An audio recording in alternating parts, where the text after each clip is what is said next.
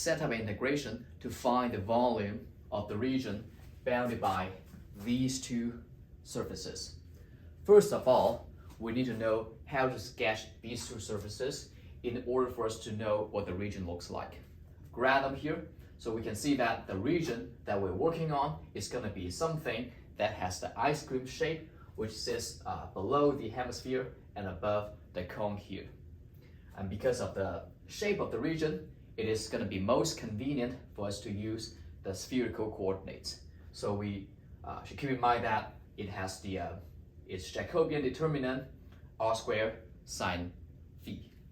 After we have this information, we can start to write out the triple integral. So the volume is going to be triple, okay? And then the function being integrated is 1 because we're looking for the volume.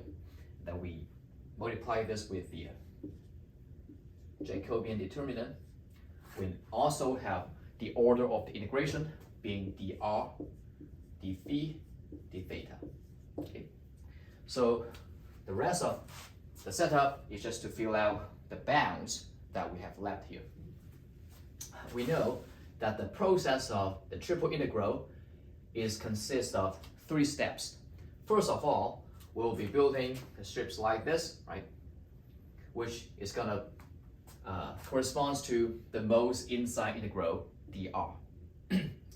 And then we will be using these strips to build a slice by swiping them this way, starting with the z-axis, and then we have the angle phi like that, which ends at exactly the the cone, and that's gonna be corresponding to the second integration, which is d phi.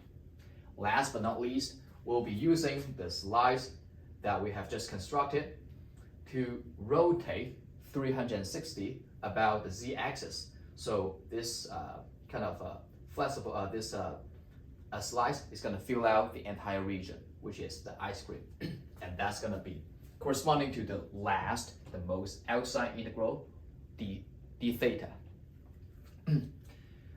Next, let's take a look at the construction of these things to find these bounds.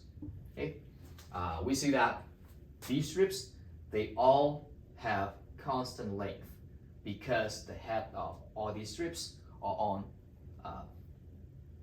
the hemisphere, right? So the length of these strips is going to be just the radius of the hemisphere. So we can figure that out by solving the equation of the hemisphere.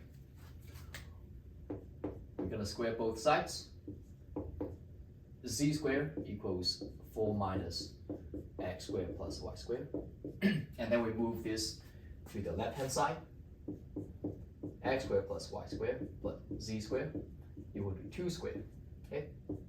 So we know that the radius of the sphere is going to be 2. So now we have the most inside integral is going to be from 0 to 2. Next, let's take a look at the construction of the slice. Okay? It ranges from this to that.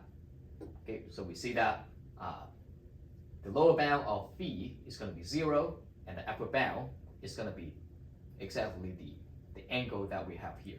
So we need to figure out this angle. And because the terminal side of this angle sits on the cone, right? So it makes sense for us to solve the equation of the cone, right? We're going to do that by replacing x, y, z with these expressions here, and then plug them all into the equation of the cone. So we're going to replace the left-hand side z with r cos phi. And then the right-hand side, we have square root of 3.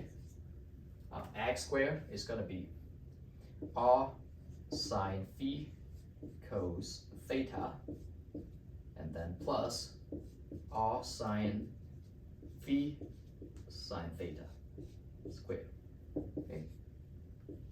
We do some simplification here, factor out the square root of 3, and then for the inside, we can factor out common factor r squared sine square phi, leaving us with this inside, which is cos squared theta plus sine squared theta, which equals 1. And then we further simplify this by doing this, that is r sine v.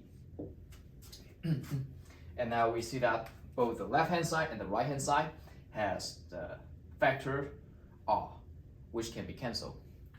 So after we cancel that, we will have cos phi equals square root of 3 sine phi. Okay?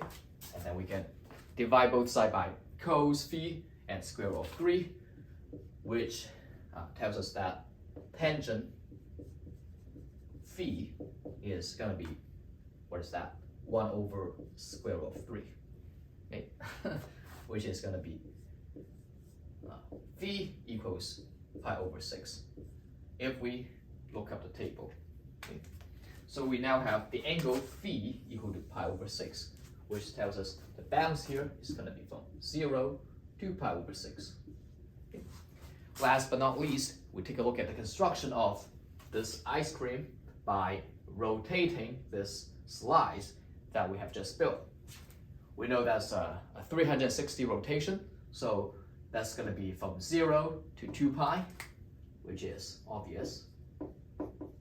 Now we have finished the setup of the integration.